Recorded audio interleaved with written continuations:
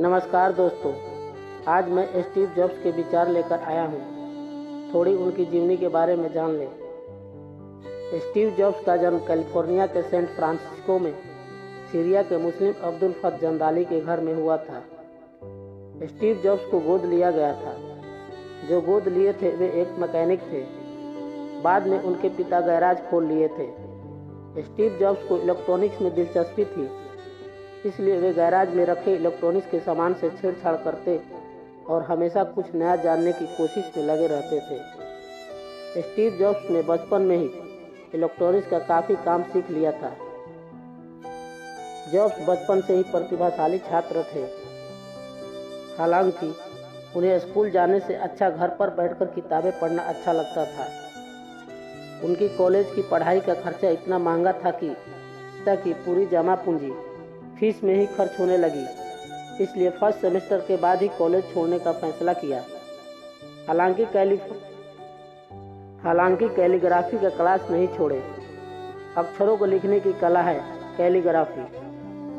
इस दौरान Steve jobs की दोस्ती वोज़नियाक से हुई, जिसे इनकी तरह इलेक्ट्रॉनिक्स और कंप्यूटर में दिलचस्पी थी।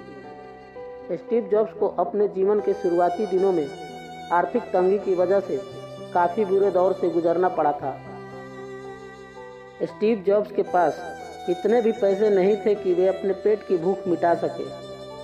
कोक की बोतल बेचकर किसी तरह अपना गुजारा करते थे। हर संडे कृष्ण मंदिर इसलिए जाते थे क्योंकि वहाँ फ्री में भरपेट खाना मिलता था। उन्होंने कई रातें अपने दोस्त के कमरे में फर्श में सोकर गुजारी थी। उन्होंने वीडियो गेम बनाने वाली कंपनी में नौकरी की। वहाँ से कुछ पैसे बचाकर भारत घूमने आए। यहाँ का संस्कृति से काफ़ी प्रभावित हुए और यहाँ से बौद्ध धर्म की शिक्षा ली। इसके बाद वे अमेरिका लौट गए। हालांकि वे काफ़ी बदल गए थे। उनका मन भी पूरी तरह एकाग्रित हो गया था। फिर से जॉब ज्वाइन कर ली।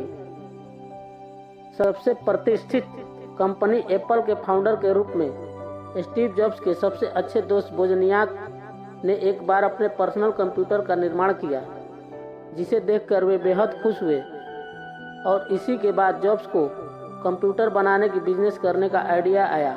फिर 1976 में जॉब्स ने अपने दोस्त के साथ मिलकर अपने पिता के गैराज में कंप्यूटर बनाने का काम शुरू कर दिया। गैराज से शुरू हुई कंपनी का नाम एप्पल रखा। इसके बाद इस कंपनी ने एक के बाद एक नए आविष्कार किए और सफलता के नए आयामों को छुआ। 1980 में विश्व की जानी मानी कंपनी बन गई। स्टीव जॉब्स के जीवन में एक दौर वो भी आया जब उनकी ही कंपनी ने उन्हें रिजाइन करने के लिए मजबूर किया था। हालांकि फिर बाद में स्टीव ने मैकिन्टोश को बनाने में कड़ी मेहनत की और फिर 1984 में लीसा पर बेस्ड सुपर बाउल का बनाकर इसे मैकिन्टोश के साथ लॉन्च कर दिया। इसके बाद उन्हें फिर से कामयाबी हासिल हुई। वहीं इसके बाद एप्पल और IBM साथ मिलकर कंप्यूटर बनाने लगे। अच्छी क्वालिटी के चलते काफ़ी डिमांड बढ़ गया। स्टीव जॉब्स ने अपनी कंपनी का कॉन्सेप्ट कभी नहीं छिपाया। दूसरी कंपनी इनके कॉन्सेप्ट को अपनाकर कंप्यूटर बनाकर ग्राहकों को सस्ते दामों पर बेचने लगी, जिसके वजह से एप्पल को काफ़ी लॉस होने लगा। इसका खमियाजा जॉब्स को भुगतना पड़ा। कंपनी छोड़ देने का प्रेशर आने लगा। इसके बाद स्टीव जॉब्स ने इस्तीफा दे दिया।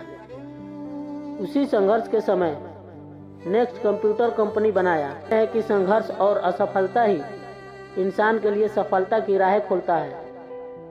खुद की कंपनी से बाहर निकल जाने के बावजूद भी हताश नहीं हुए। इसके बाद 12 अक्टूबर 1988 को एक इवेंट में नेक्स्ट कंप्यूटर को लॉन्च किया। हालांकि नेक्स्ट भी एप्पल की तरह काफ़ी एडवांस था। इन्होंने बाद में नेक्स्ट कंप्यूटर कंपनी को एक सॉफ्टवेयर कंपनी बना दिया।